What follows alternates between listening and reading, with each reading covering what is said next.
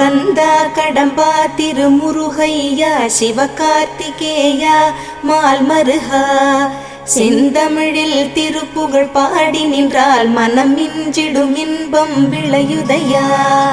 சிரகிரி வேலவனை காண்கையிலே விழிவோரம் கண்ணீர் பெருகிடுமே.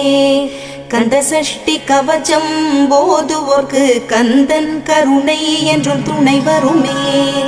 பங்குனி உத்திர நாளினிலே உனை நினைந்தே காவடி சுமந்து வந்தோம்.